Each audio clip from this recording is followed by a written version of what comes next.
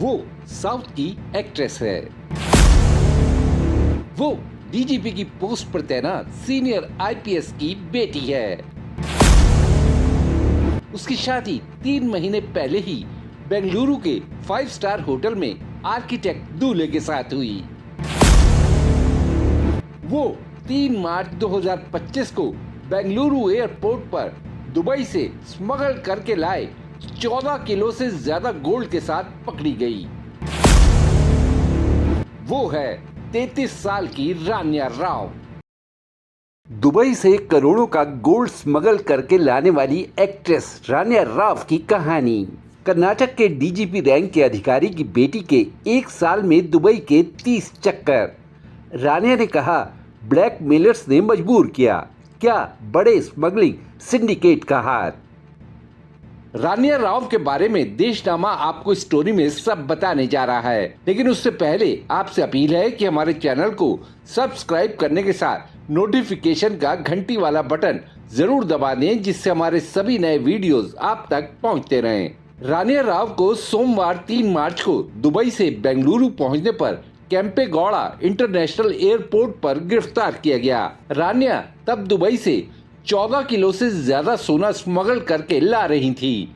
ये सोना रानिया ने अपनी थाइज और वेस्ट में बेल्ट से बांधने के साथ खास तरह से मॉडिफाइड की गई जैकेट में छुपा कर रखा हुआ था। रानिया को जब एयरपोर्ट पर डायरेक्टरेट ऑफ रेवेन्यू इंटेलिजेंस यानी डीआरआई के अधिकारियों ने रोका तो बसवाराज नाम के पुलिस कांस्टेबल ने रानिया को तलाशी से बचाने की कोशिश की। बसवाराज ने कहा, जानते हैं आप ये कौन है? ये कर्नाटक के डीजीपी रामचंद्र राव की बेटी हैं। रानिया राव ने खुद भी अपने कॉन्टेक्ट्स का हवाला दिया, लेकिन स्पेशल इंटेलिजेंस इनपुट्स के आधार पर काम कर रही डीआरआई की टीम ने एक नहीं सुनी।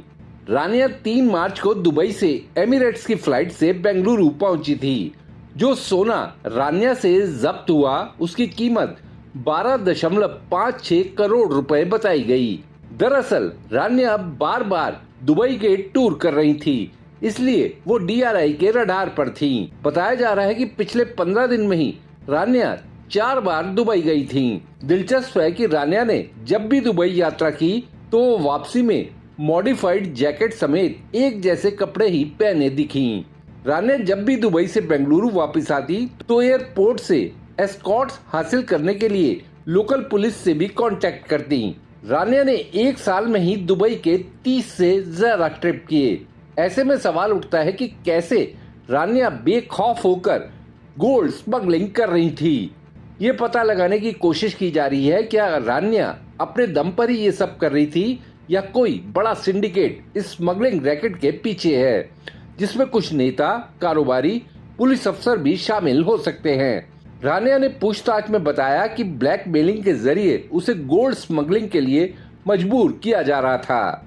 रानिया को 3 मार्च को ही इकोनॉमिक ऑफेंस कोर्ट में पेश किया गया।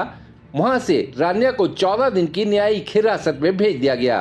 बुधवार 5 मार्च को डीआरआई की टीम ने रानिया के बेंगलुरु में लावेल रोड स्थित घर पर छापा मारकर 2 करोड़ 6 लाख रुपए के गहने और 2 करोड़ 67 लाख रुपए कैश बरामद किया। रानिया से गोल्ड, गहने और कैश के तौर पर अब तक कुल 17 करोड़ 29 लाख रुपए की जब्ती हो चुकी है। रानिया राव कर्नाटक के सीनियर पुलिस ऑफिसर के रामचंद्र राव की सौतेली बेटी हैं।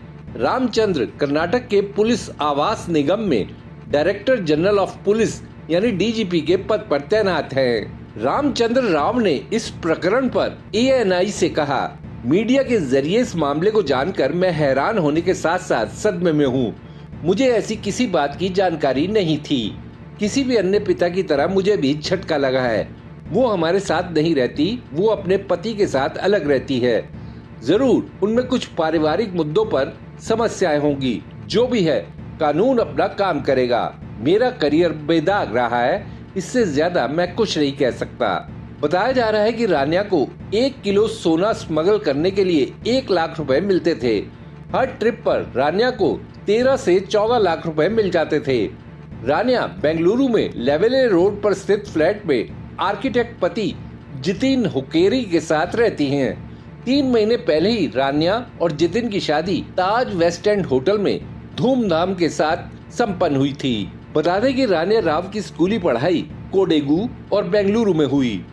रान्या ने इंजीनियरिंग की पढ़ाई के लिए बेंगलुरु के दयानंद सागर कॉलेज ऑफ इंजीनियरिंग में एडमिशन लिया, लेकिन एक्टिंग के शौक के चलते रान्या ने इंजीनियरिंग की पढ़ाई बीच में ही छोड़ मुंबई का रुख किया। रान्या ने मुंबई में किशोर नमित कपूर एक्टिंग स्कूल में एडमिशन लिया। 2014 में रान्या को कन्नड़ फिल्म माणिक्य में बड़ा ब्रेक मिला। किच्चा सुदीप के साथ रान्या को इस फिल्म में सेकंड फीमेल लीड करने का मौका मिला। माणिक्य ने बॉक्स ऑफिस पर अच्छा बिजनेस किया। इसके बाद रान्या ने 2016 में तमिल फिल्म वागा और 2017 में कन्नड़ फिल्म पटकी में काम किया, लेकिन रान्या का एक्टिंग करियर रफ्तार नहीं पकड़ सका। फिर क्या उसी ग्लैमर की चकाचौंध और हाई लाइफ स्टाइल को बनाए रखने के लिए रान्या ने गोल्ड स्मगलिंग का रूट अपनाया, या किसी बड़े स्मगलिंग सिंडिकेट ने वाकई रान्या को मोहरा बनाकर ये काम करने के लिए मजबूर किया? ये सब आने वाले दिनों में जांच के बाद ही साफ हो पाएगा।